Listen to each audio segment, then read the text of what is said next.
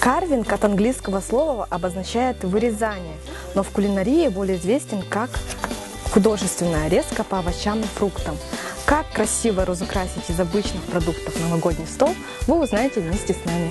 От работы в свободное время Уйгулана занимается карвингом. Она одна из первых начала проводить мастер-классы для хозяек.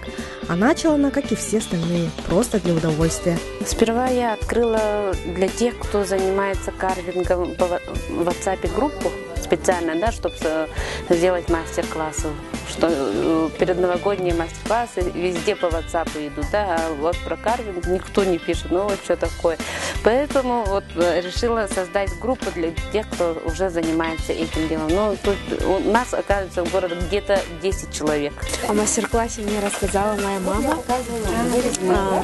Сначала я не поняла, что это.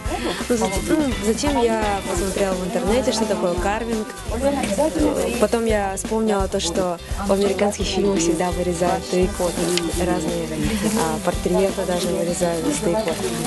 Затем я пришла и начала вырезать. Очень интересно. Особенно на Новый год можно украсить стол так красиво.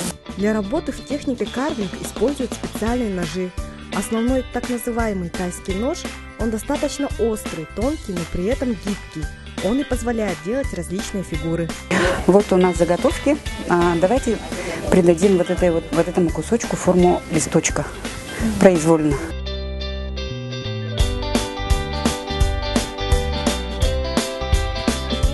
Вот кончиком ножа, да, прорезаем. Смотрите сначала вот такие вот прожилки нашего листочка. Это должно быть вот угол, такое углубление должно получиться.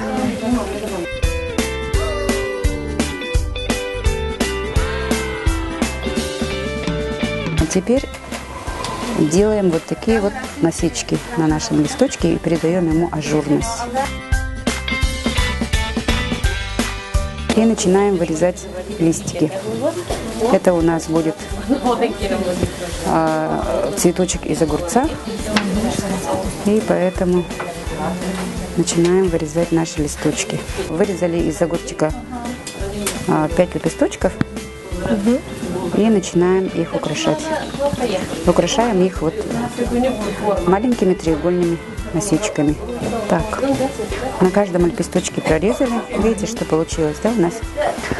Теперь внутри каждого лепесточка режем, прорезываем вот, ну, немножко вот такие вот треугольные листочки.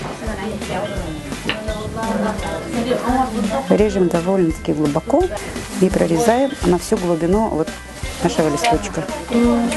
Надо делать вот такие вот режущие движения, чтобы изделие не попортить. И теперь вот самая красивая наша часть. Отгибаем вот этот вот, да, наружный лепесток. А вот это вот у нас вот раскрывается он.